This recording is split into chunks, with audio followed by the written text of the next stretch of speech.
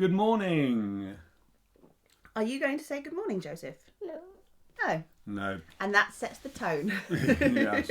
Well, you're all right. You're with a client all day. I have a 5-hour client call today. And oh, can I share my other story today, which is something I've done for the first time ever in my life this morning.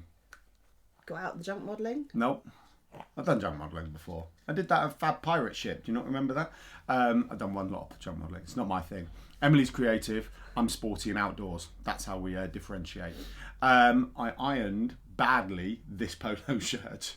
I have never, in all my years, ironed a polo shirt. Yeah, well, the problem is, this is an adventure polo shirt, so it's been on an adventure. So basically what that means is... It's been out with him on an adventure. It's been out with him. That's not rocket science. So it had, well, no, it means it's had a bit of had a rough week. So these things don't always come back from that. And so I've had to start ironing. And it was driven by the collars, which... To be honest, still look bad. What was your adventure, Alan? I don't like to talk about it, but it's when I trekked 100 miles around the Trail de Mont Blanc, the Mont Blanc Massif. Oh. I didn't do the race. I'm not that fast. We trekked it in 6 days, which was tough enough. So we trekked this 100 miles in 6 days. The winner of the race, I think the fastest ever time is something like 19 hours, just to put it in perspective. I know, mental. And having trekked it, I have a newfound respect for these racers. That's the UTMB, the Ultra Trail de Mont Blanc. August bank holiday, but not this year. Right. What are we talking about today? So yesterday we were we happily joined in with Faye Cornhill Coaching's wedding club.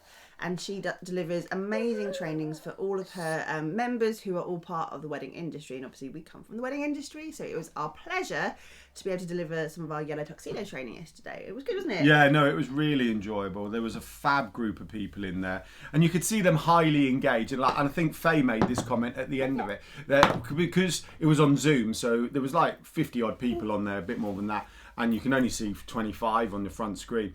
But all I could see was the top of their heads as they were writing notes down. So it was super good. It was I really enjoyed it actually, and there was a really good energy in there. But there was a good energy, and you know what? It's not about this, but we've had some fantastic feedback from it today, which is overwhelming to be honest. Actually, you had a moment when I read one of them out upstairs, didn't you?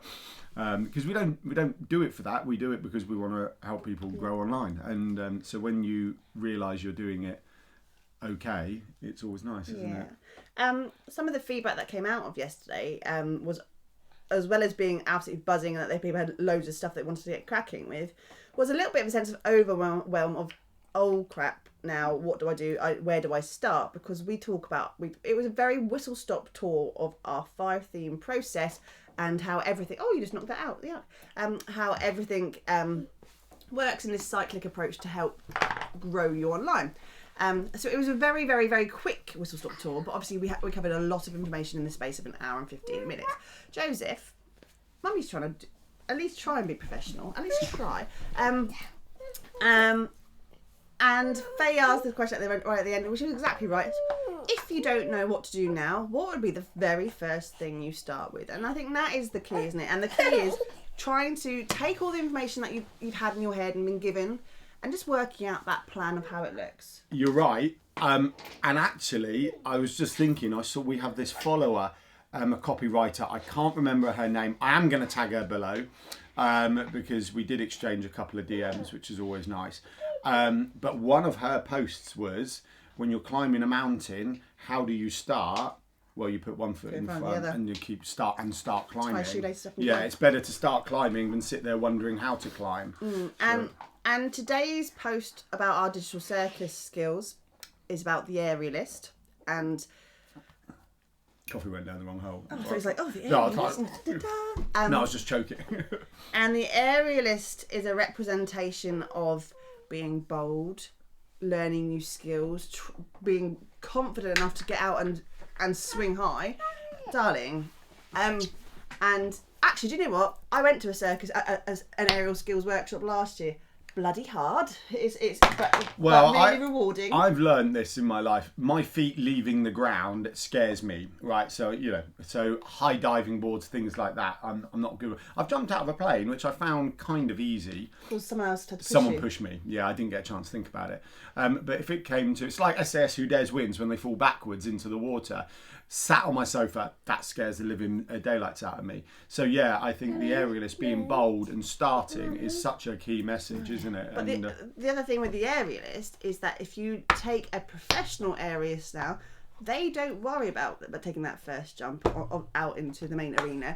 They know what they're doing. There is precision, again, a bit like the juggler yesterday. It's precision and timing and learning that skill and developing that skill to a point of confidence where actually they don't think about when they take that swing into the arena. They know what they're doing. And it's the same principle as when we're talking about this in the digital marketing world and what we were talking about yesterday with the ladies and gentlemen in the call. It's the fact that because you don't know what you don't know and you get this mountain of stuff in front of you, it can be bloody scary. I'm blaspheming a lot today. what are you, Gary V? Right. No, I'm not. It can be really scary because you just don't know how to take that. But actually, once you take that swing, you realise it's a lot of fun. And it's really just a matter of keeping going and keeping the momentum and that swing going or spin going or getting up the silk. It doesn't really matter what you're doing. And yesterday was a prime example of that. What do you need to do? Well, go and start. Go and look at your analytics. Go and see what your current metrics are doing. How are you currently in the online stratosphere? Where are you showing up? And then start making that plan moving forward. What do I need to do to get to A to B? Yes. You agree with me? Yes. Oh, nice. Well, I was funny enough. I was thinking about another. If I'm really honest, I zoned out for a second because I was thinking about something else.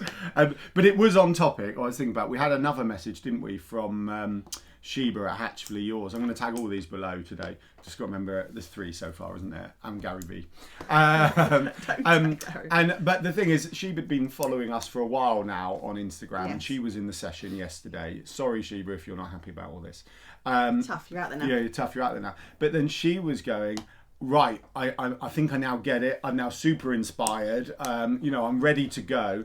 And it was that reverse. And like the overwhelm was there, but the excitement was counteracting it in a position of let's put one foot in front of the other and get going. So, yes. Because if you don't, and again, that's the quote in today's post. If you don't, it's that. What if I do this and this happens? And the other thing is, well, what if you did and you flew and you fly and you don't know where that growth's going to come from unless you try it. Buzz flew, didn't he? He wasn't sure. Buzz flew. Toy Story reference. Toy Story reference. Oh, come off it. Did you really need to say that was a toy story? Depends on which Buzz you're talking about. What other Buzzes are Aldrin? there? He flew. No.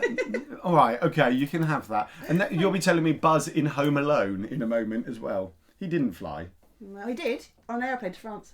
Yeah, that is true. And then to New York in Home Alone 2 Lost in New York. Which, better than the first one, putting it out there. Oh, I don't think Home Alone so. 2 is much better than Home Alone 1. Is it? Yes. Right, I think let's just draw a line under this morning's. And we've got loads to do today. Joseph. Oh, no, don't press that. No, it's fine. It's not turned on. It's not okay. turned on. That's the remote control for the phone. Joseph, right, have a fab day. Do you want to say anything to the camera today? No. No. Hey, Joseph, let's see. Are you a little baby? What are you?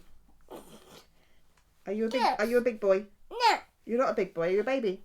No. Are you anything? No. He's clearly not a baby, but where he's so cuddly and coochie, you sometimes give it. He's like, Coochie, I'm not a baby. Coochie. Right. On that note. Yeah. Bye. Bye.